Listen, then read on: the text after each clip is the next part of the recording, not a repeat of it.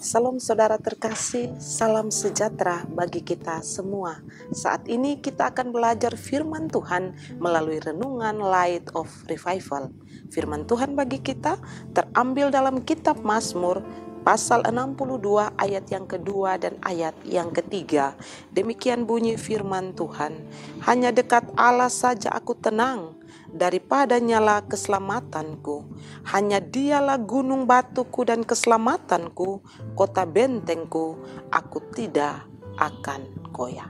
Tenang di hadapan Allah.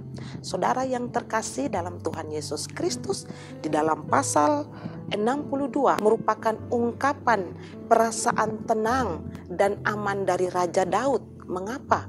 Karena saat itu Tuhan telah meluputkannya, Tuhan telah menjaga dan melindunginya dari musuh-musuhnya yang ingin untuk menghancurkan kehidupannya.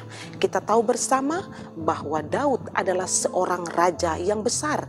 Dia orang nomor 1 di bangsa Israel saat itu. Dan tentunya dia juga memiliki harta yang berlimpah sebagai seorang raja. Tetapi pernyataan di dalam ayat yang kedua dan ayat yang ketiga bahwa ketenangan dan keamanan justru dia dapatkan ketika dia dekat dengan Allah. Dan bagi dia hanya Allah sajalah keselamatan di dalam hidupnya. Saudara terkasih, dari ungkapan perasaan Daud ini kita mendapati catatan penting di sana bahwa keamanan dan ketenangan hanya bisa didapatkan melalui kedekatan dengan Allah, memiliki hubungan yang baik dengan Allah, dan bukan melalui kedudukan yang tinggi, bukan melalui harta yang berlimpah, juga bukan melalui satu kepopularitasan. Nah, saudara yang terkasih dalam Tuhan Yesus Kristus, tentunya keamanan dan ketenangan yang sejati dia juga dapatkan itu dari Allah yang sejati.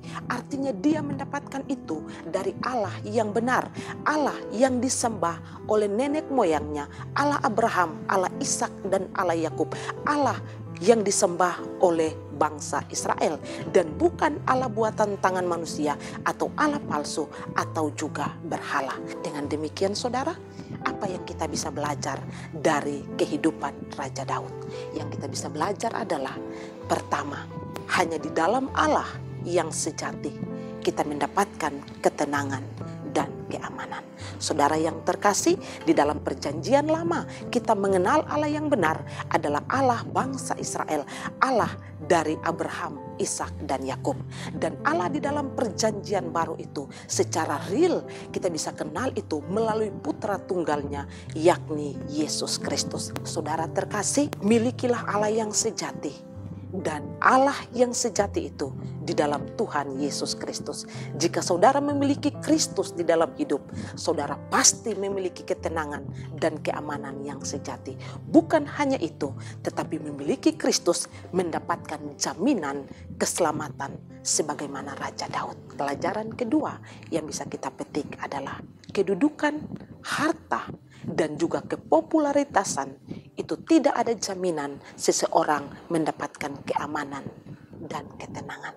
Daud membuktikan hal itu sendiri dan menunjukkan kepada kita tidak ada ketenangan, tidak ada keamanan yang sejati melalui setiap harta dan kekayaan dunia ini, tetapi hanya di dalam Yesus.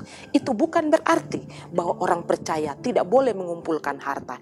Itu bukan berarti bahwa orang percaya tidak boleh memiliki satu kedudukan yang tinggi. Tetapi ingat bahwa jangan mencari keamanan, jangan mencari ketenangan melalui semua itu. Saudara tidak bisa mendapatkannya, karena ketenangan hanya bisa didapatkan di dalam Tuhan Yesus. Karena itu jangan bergantungkan keamanan dan ketenangan saudara melalui setiap kedudukan saudara, setiap harta yang saudara miliki. Tapi gantungkanlah itu di dalam hubungan saudara dengan Tuhan. Ketika saudara memiliki hubungan yang benar dengan Tuhan, saudara akan aman dan akan tenang di hadapan Allah di dalam menjalani kehidupan ini. Tuhan Yesus memberkati. Mari kita berdoa. Terima kasih Tuhan, kami bersyukur untuk firman Tuhan. Pengalaman Raja Daud memberikan catatan penting bagi kami, orang Kristen masa kini. Keselamatan sejati hanya di dalam Tuhan Yesus.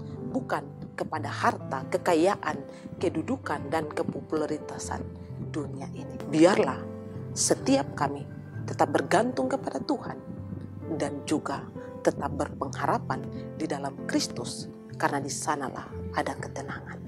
Di dalam nama Yesus kami berdoa. Amin. Saudara terkasih, saya terus mengajak kita untuk menjadikan firman Tuhan sebagai pelita dan terang di sepanjang hidup kita. Tuhan Yesus memberkati.